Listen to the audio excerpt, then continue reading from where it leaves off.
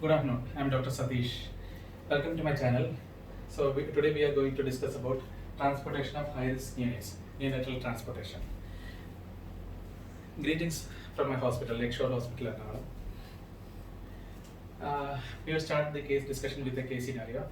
A 120-year-old primary mother was referred to our hospital. She was 28 weeks of gestation with gestational diabetes on insulin, and she was a twin. And mother was referred because of leaking PV and labor pain, and she was delivered by emergency cesarean section, and the mother didn't receive any antenatal steroids, and both baby cried soon after birth, but the baby had respiratory distress in the form of grinding and desaturation and grinding respiration. So baby was intubated on the first hour of life and was put on ventilator, and both the baby was on ventilator on the first week, and X-ray was showing moderate to severe RDS on the one baby and moderate RDS on second baby, and both the baby received a surfactant treatment and ventilator for 1 week, and there was about 1.5 months of NICU course, and baby was discharged. And at 40 weeks of gestation, baby came to review, and both the baby was fine, and weight of 2.5 kg and the first twin, and 2.4 kg and the second twin at term gestation, that is near to the newborn baby, the weight of birth weight of a newborn baby. So this is one of the happiest moment for a neonatologist, because 1 kg baby of 28 week of gestation coming at 40 weeks at with a weight near to the newborn baby, normal birth weight. So with no neurological complication, and the ultrasound was not showing any periventricular leukomalacia, or there is no retinopathy of prematurity. Also developmentally, also baby was normal in the follow-up also. So how this baby had a good outcome? This is because of the intrauterine transport. Baby was referred to our hospital. Mother was referred to our hospital. So baby had a good outcome. I am giving this case to stress upon the importance of intrauterine transport in newborn care. So treatment of sick neonates in a specialized NICU has been associated with a decreased mortality and morbidity. And intrauterine transport is the safest method of transport. And but even if we try to transport intrauterine, preterm delivery do occur in the periphery, and these babies need to be transported to a center where there is good neonatal care. So preterm delivery, prenatal illness and congenital malformation cannot be predicted and anticipated. And when these babies are delivered, they are often very critically ill, and outcome depend upon the effectiveness of the transport system. So neonatal transport, scale of transport will make the difference. With this introduction, I am going into the topic of neonatal transport. So intrauterine transport is very important, and skill during transport, if at all preterm delivery occurs, will make a difference in outcome of the newborn baby. So I'm dealing this topic with this answering this question: why transport of neonate is necessary? What is the difference between self-transport and organized transport? Which baby need to be transported? What are the different types of transport? How to organize a neonatal transport system? What are the different modes of transport? How should one communicate during transport? And what are the medical legal issues, and how the family should be supported while transport? And why the transport of sick neonate is necessary?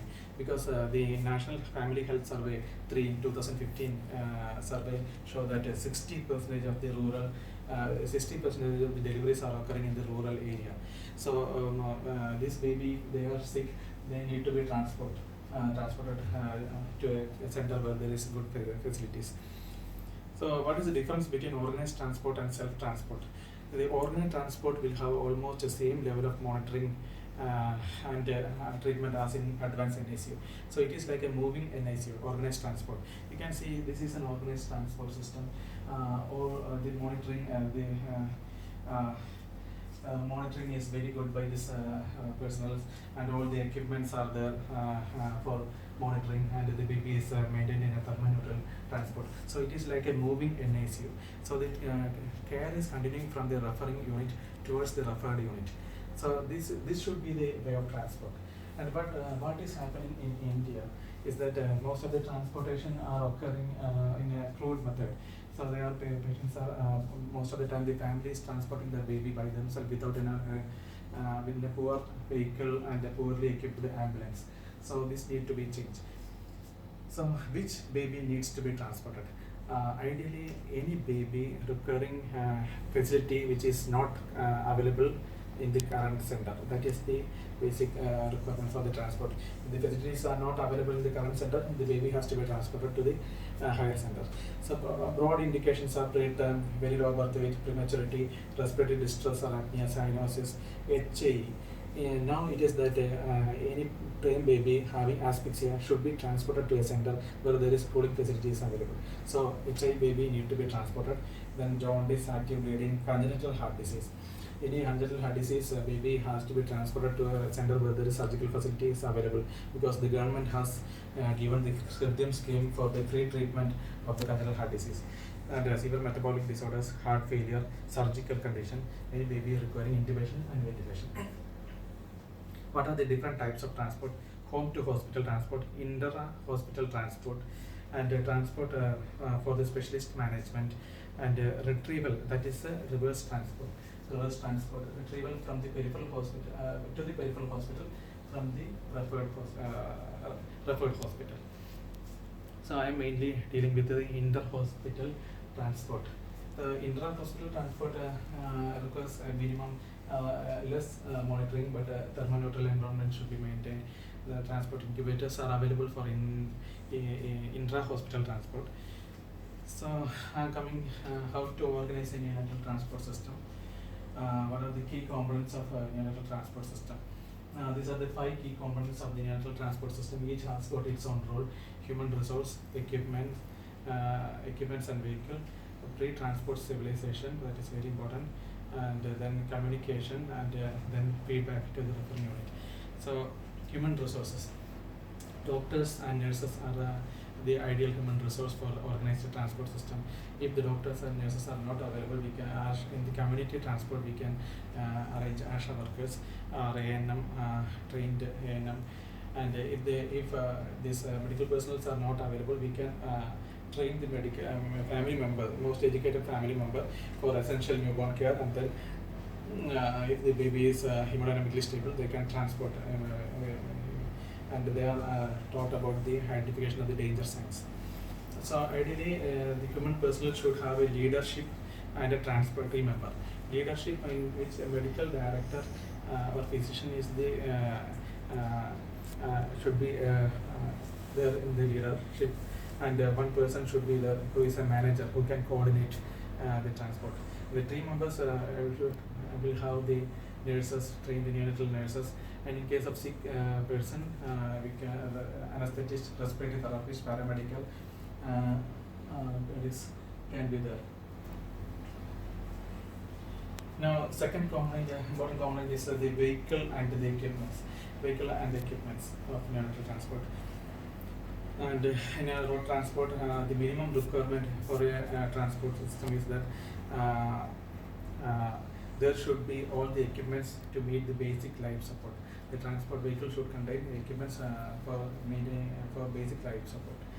And the ambulance should provide secure fixation of the incubator, and secure fastening of all the equipments of equipment like oxygen and monitoring equipments, and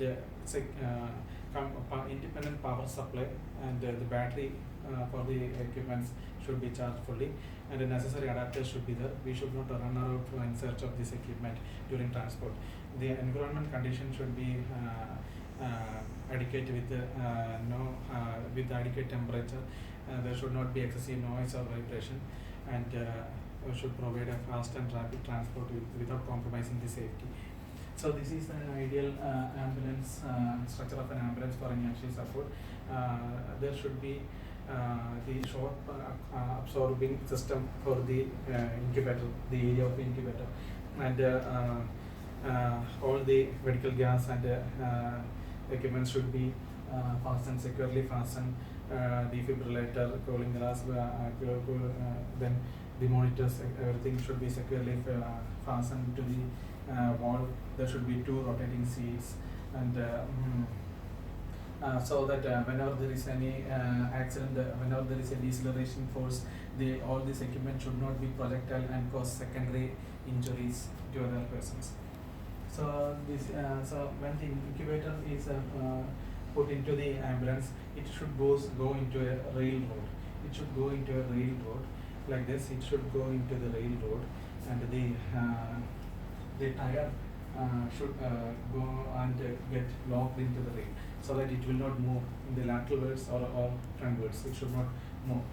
And which are the vehicle ideal for transport? Ideally, a mini truck is good for transport. Mini truck for a distance about 300 kilometers. Advantage is that it has got adequate height and weight, and so that the person can move around the incubator and do necessary procedures. And the neutral system can be customized for the need of the procedure. So there should be enough room. And the disadvantage is that the cost will be high. So this is the ideal neonatal transport mini truck, and this is the inside of the neonatal transport mini truck. And this is the mini truck which is used in Kerala 1298, and this is the interior good neonatal transport system. And for short distance transport, we can use SUV for about 100 to 150 kilometers. It is easily available and cost effective. Disadvantage is that we have to modify inside to make it good for neonatal transport system. There is no enough space, and this is one of the mini SUV we can use for neonatal transport system. Next, coming to the equipments for the transport system. So the equipments required for the transport system, we should have a checklist of the equipments for the neonatal transport. And these are the equipments, thermal equipments for maintaining the temperature, transport incubator, and thermometer, plastic wraps, etc. And respiratory equipments, and oxygen, air cylinders, flow meters, oxygen holder, analyzers, and then ventilator, endotracheal tube, laryngoscope, etc. And the suction equipments, monitoring equipments, then infusion equipments, IV syringes, etc. And medicines like a calcium gluconate, epinephrine, dopamine, normal saline, phenobarbital, etc. And the specialized equipments are like a NEOPUF for positive pressure ventilation. This is a NEOPUF for positive pressure ventilation, and transport ventilators. It is a transport ventilator. It has got only one mode of ventilation, like IMV mode. So it is very easy to manipulate this transport incubator, and it is very easy to carry. And also there are sophisticated transport incubators like Hamilton, which has got various modes. And this is the McDermott Oxy transport ventilator used in our hospital. It has got SMV mode, ACV mode, and CPAP mode. Then the transport incubators. This is an atom capsule transport incubator. It gives a good thermoneutral environment during the transport system. The thing is that the baby should be adequately restrained and fastened adequately, so that the baby should not move inside the incubator during transport. There are neonatal harness available for tying the baby inside the incubator. And we can modify our incubator according to our needs. We can assemble and add suction, oxygen cylinder, area, ventilator, etc. and the infusion pump, stand, etc. can be arranged. We can modify our transport incubator according to our requirement.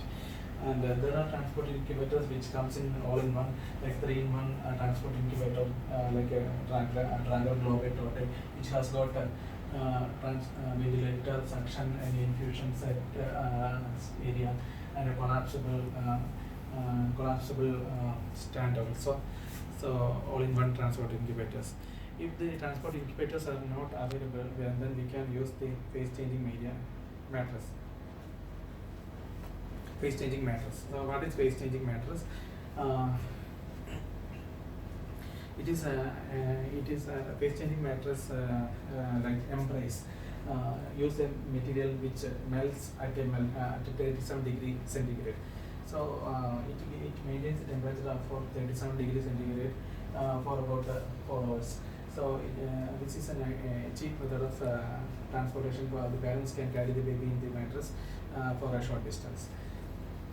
And other equipments required for transport are syringe pump. We should ensure that battery is fully charged for about 4 hours, and there should be multi-parameter pulse oximeter, which is Masimo.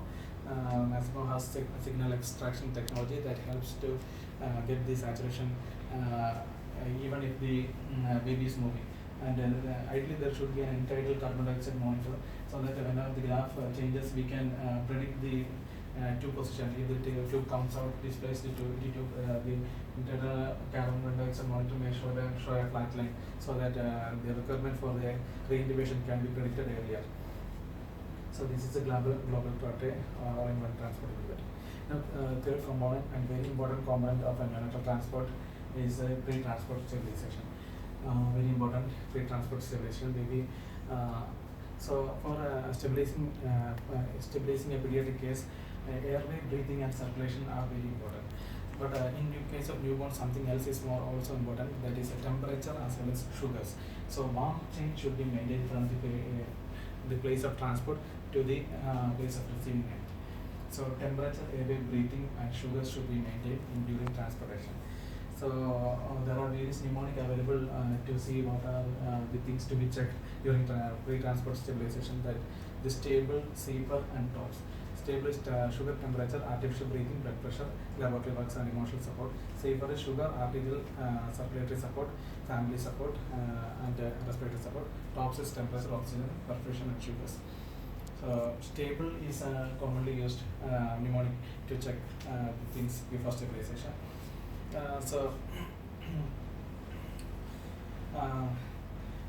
Most why these mnemonics are used? Because most of the transport babies are stable.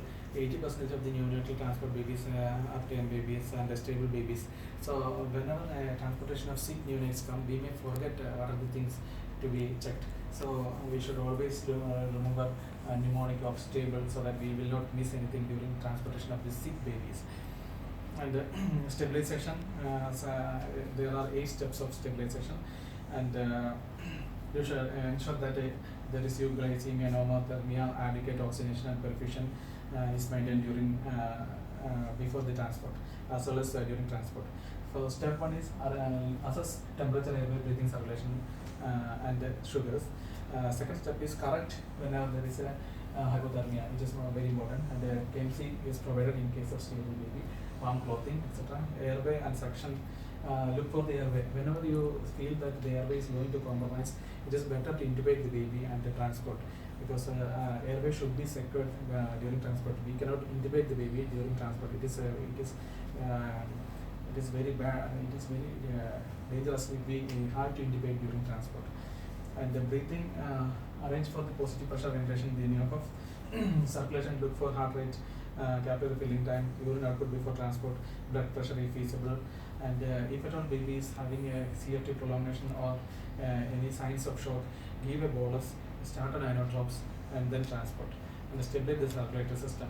Sugar should be monitored. Sugar should be less than, if the sugar is less than 40, give a bolus and start IV line. There should be 2 IV line, patent IV line before transportation, so that whenever one IV line is blocked, other can be used. And all the laboratory workups should be carried, and all the medicine should be looked for medication before transportation. And arrange the human resources as I have discussed, the medical personnel and nursing staff. Arrange the ambulance as I have discussed, then transport the baby. And during transport, what are the things to be looked for? All the 8 steps I have discussed before the transport should be looked during the transport also. Temperature, airway, breathing, circulation, temperature maintenance as I have discussed, like AMC and transport incubator, thermal matrix, etc. And the airway patency should be looked for. And if at all there is a need for compromise, if there is signs of compromise, intubate and transport. And circulation should be monitored, like capillary filling time, tone, activity, blood pressure, etc. Sugars also have to be monitored during transport. Check oxygenation, continuous pulse oximeter should be there, and do a blood gas analysis during transport. That will see we can predict if the baby is going to shock, if there is a metabolic acidosis, etc. We can correct that. So do a blood gas during transport and before transport. Communicate with the receiving end, arrange for the baby cot, and ensure that baby warmer is switched on, and feeding, it is better not to feed during transport. Baby can vomit and aspirate, can cause respiratory distress. So better not to feed. And if at all there is a risk of hypoglycemia, we can feed in between.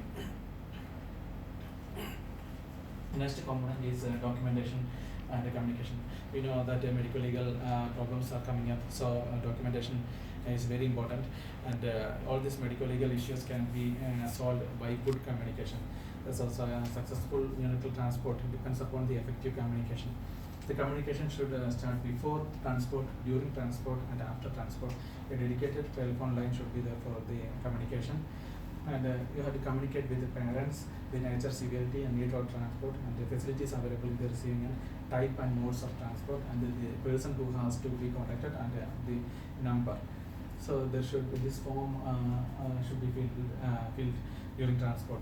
This is I got this form from the AIMS protocol. It is there in the AIMS protocol. So this is like a checklist. All these things has to be filled during transport so that we will not miss anything. So next important component is feedback. The referring the receiving end should give a feedback to the referring unit so that there is a good coordination. And once the baby is stable, it is good to transport the baby back to the referring unit. Now, what I have discussed about is road transport. I will give a short introduction about the other method of transport. What I have discussed is road transport, and air transport is two-way. There is rotary wing transport like helicopter transport, and the fixed for the short distance, and the fixed air transport is for the long distance. So advantage of air transport is that it is good for long distance at a reasonable space for family to travel also. Disadvantage is that it needs the immigration clearance. Airport should be there at the receiving end, and the problem with air transport is that the high altitude can cause low pressure of oxygen. So there is a need for high oxygen requirement, and also high altitude expands the air. So there are chance of pneumothorax. So whenever there is a chance for pneumothorax, or there is even if it is a minimal pneumothorax, put an ICD and drain the air, then only do an air transport. And in case of meconium aspiration syndrome, the baby can develop pneumothorax. And there are chances of intracranial hemorrhage, and because of the takeoff and landing can cause deceleration and acceleration force. So there is a chance of intracranial hemorrhage in preterm baby, and also there is a chance for reduced cerebral perfusion. There are thermal issues because of the high altitude. There are noise and vibration, motion artifact and monitoring, etc. in the air transport. And now coming to the medico-legal aspects of the neonatal transport, the medico-legal aspects can come because of poor communication and inadequate information. So one medico-legal aspect is if the baby dies during the transport, don't resuscitate inside the vehicle. Stop the vehicle and do the CPR, and take the baby to the higher facility, and the baby is taken into the casualty, and the death certificate is given by the referring center, the transportation team. It is the responsibility of the transportation team to give the death certificate. And the important thing is give a family support. Know the stress of the patient, of the parents. Give the parents the opportunity to touch and see the baby during transport, and only the adequate information should be given. Nothing should be exaggerated, nothing should be reduced. And mother, if at all mother is accompanied, give arrangement for mother's need, because she is in medical, she needs medical help after delivery. So arrange everything for the mother also. So this is the flowchart I have discussed just now. This is a flowchart from the AIMS protocol. Determine the for the transportation of sick units, determine the indication, and then preparation, stabilization, stable, and then care during transport, continue the stable pneumonic, and then feedback the transport system. So in summary, neonatal transport is necessary. Neonatal deliveries do occur. Transport is necessary. Intrauterine transport is the best way of transport. Organized transport will help in better survival. So assessment, pre-transport stabilization, and care during transport are important. Better communication and documentation help to decrease the medical legal problems. So, transportation of high-risk neonates is important. The skill to transport should be developed by neonatal unit. The skill in transport will make the difference. Thank you for the patient hearing. We will see in my next topic.